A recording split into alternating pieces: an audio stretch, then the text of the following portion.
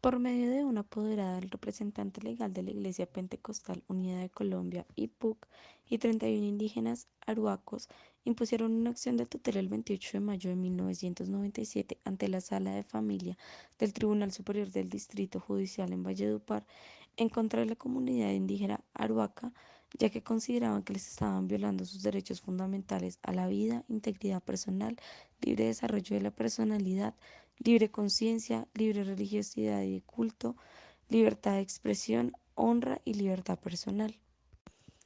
Hace aproximadamente 39 años, la IPUC se había establecido en la Sierra Nevada de Santa Marta y a partir de ese momento varios indígenas arhuacos empezaron a profesar y adoptar la religión evangélica al hacerse miembros de esta iglesia.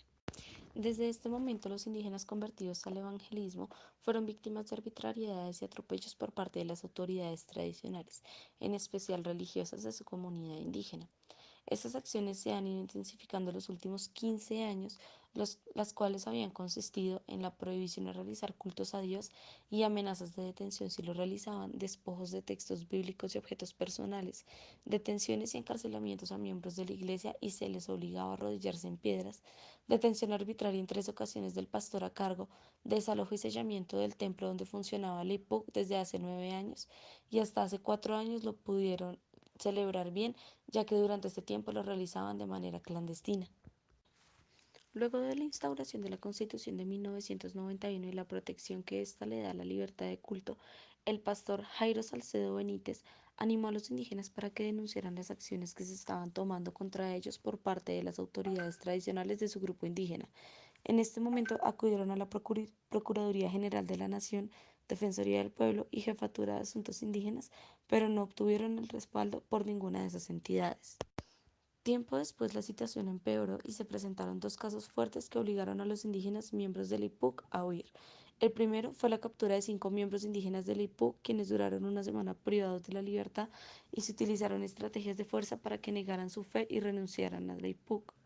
Luego de todos los acontecimientos que se presentaron, el representante legal de los demandantes, el pastor, y 37 evangélicos decidieron huir a Valledupar, donde acudieron a las autoridades competentes nuevamente y decidieron convocar una reunión con las autoridades tradicionales indígenas con el fin de lograr un acuerdo y de volver a la paz. Sin embargo, no se logró llegar a ningún acuerdo.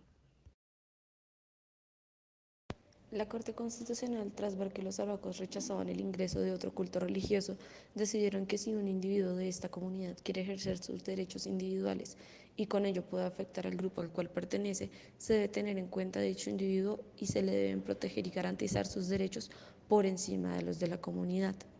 Luego de ello, en un segundo fallo, se identificó que el derecho a la libertad de culto de los indígenas evangelizados había sido vulnerado, por lo cual se consideró necesario mantener el amparo constitucional que se había fijado en primera instancia. Segunda parte. Derecho vigente y solución del problema planteado. Autonomía de las autoridades tradicionales indígenas y protección de los derechos fundamentales de los miembros de la comunidad. La doctrina de la Corte Constitucional. La pertenencia a una comunidad indígena como la Arhuaca, asentada en un territorio ancestral, representa para sus miembros el derecho de ser beneficiarios de un estatuto especial, que se centra en ser titulares de un conjunto de facultades y situaciones que no se predican de los demás nacionales. Solo en el caso de la comunidad indígena influyen los términos originarios, los títulos de pertenencia. Uno nacional que los hace sujetos activos de todos los derechos constitucionales y otro comunitario que le brinda la oportunidad de desarrollarse en su comunidad de origen. La Constitución reconoce que dentro de la población colombiana y dentro de su territorio existe, junto a la generalidad de los ciudadanos, un conjunto de nacionales cuya diversidad étnica y cultural debe protegerse y garantizarse mediante instituciones que en cierto grado, justamente por esta razón, se informan en el principio de autodeterminación. La Constitución no impone a ninguna persona el deber de vivir dentro de cierta comunidad indígena. Por lo contrario, asume que garantiza dicha opción a quienes deseen desarrollarse dentro de una determinada práctica cultural, enriquece sus posibilidades vitales y espirituales. El indígena tiene dos títulos de pertenencia, uno nacional, que lo hace sujeto activo de todos los derechos constitucionales, y otro comunitario, que le brinda la oportunidad de desarrollarse en una comunidad de origen. La doble condición aludida equivale a una doble garantía del ámbito personal. La jurisprudencia ha precisado que los derechos de las comunidades indígenas no deben de ser confundidos con los derechos colectivos de otros grupos humanos. Ciertamente, cada comunidad indígena es un verdadero sujeto colectivo y con una sumatoria de individuos particulares que comparten una serie de derechos o intereses difusos.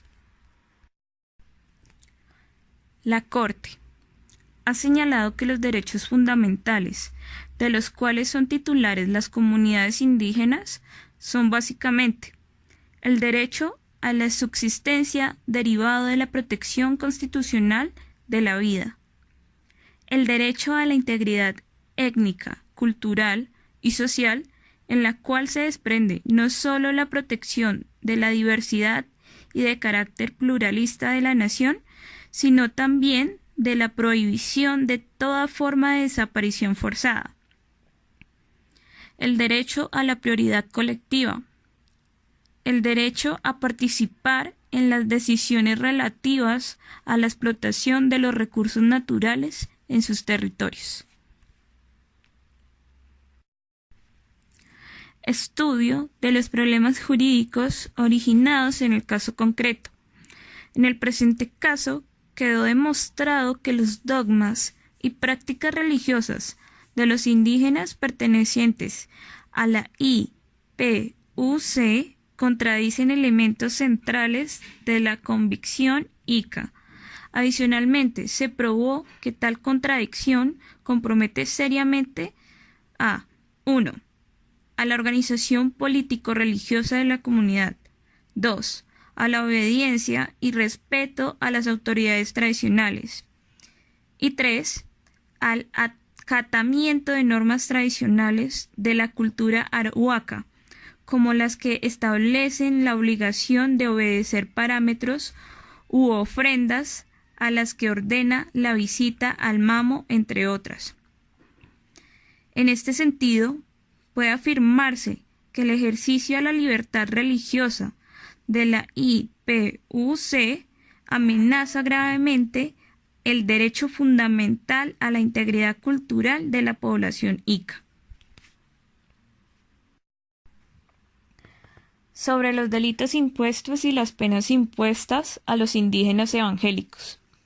En la acción de tutela y durante la diligencia jurídica realizada por la Corte al lugar de los hechos, los indígenas evangélicos fueron insistentes al afirmar 1. Que el mero hecho de profesar la religión evangélica era considerado como un delito por las autoridades tradicionales. 2. Que en general estaban dispuestos a ofrecer las normas y las autoridades tradicionales, pero que sin embargo no podían acatar aquellas disposiciones u órdenes que comprometieron sus creencias religiosas. Y 3. Que las sanciones que le aplican las autoridades tradicionales son mucho más drásticas que las que se le aplican a otros miembros de la comunidad que han cometido las mismas faltas, pero que no son evangélicos.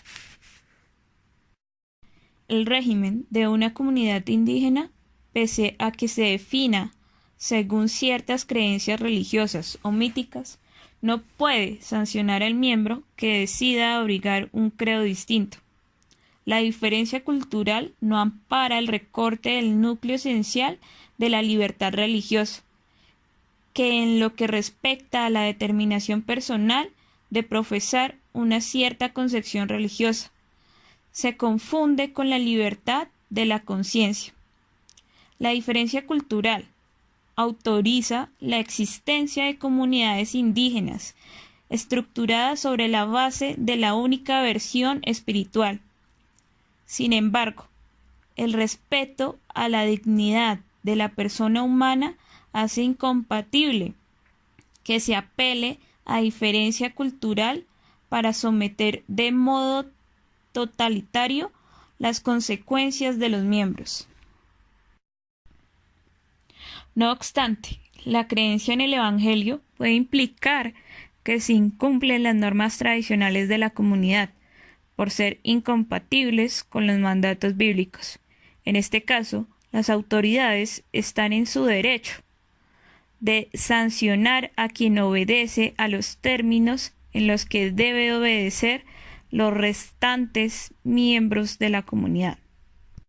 En la audiencia judicial llevada a cabo por la Corte en el territorio auraco, el 29 y 30 de marzo, los indígenas manifiestan que las autoridades del pueblo Irak los discriminan a la hora de efectuar el reparto de tierras y recursos que dio el gobierno, pero la Corte no pudo comprobar nada. Se enfatizó en que los repartos de bienes y recursos están a cargo de las autoridades, pero no existe limitación.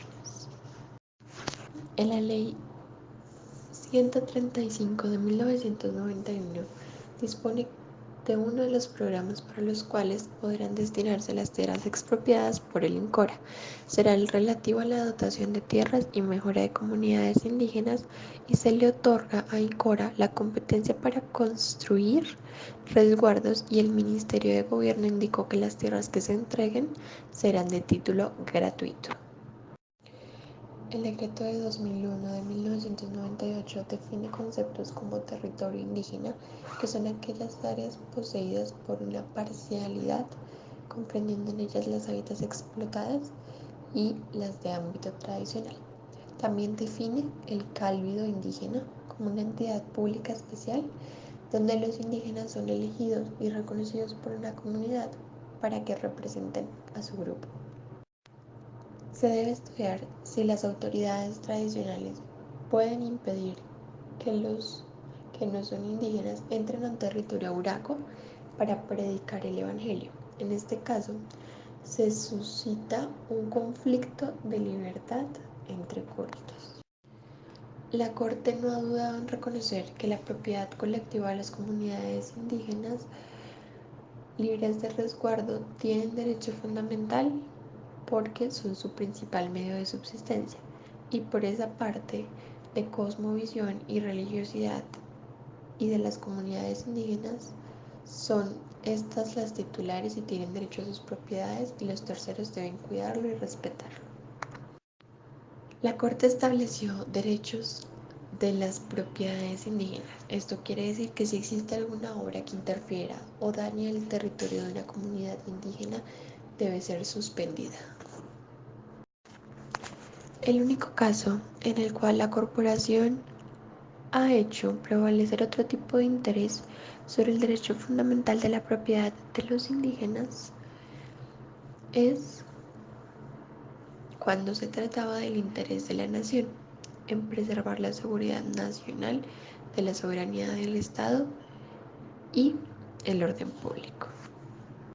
Los indígenas, como propietarios absolutos de su resguardo, pueden decidir en forma autónoma quién puede o no entrar al mismo, ya que creencias y prácticas externas amenazan el derecho fundamental del pueblo indígena a su identidad e integridad cultural. Se encuentra escrito en el artículo 669 del Código Civil. La Sala no encuentra que, en el caso Sublight, existe un interés constitucional de mayor jerarquía que los derechos fundamentales del pueblo auraco a la integridad étnica y cultural y la propiedad colectiva de su resguardo.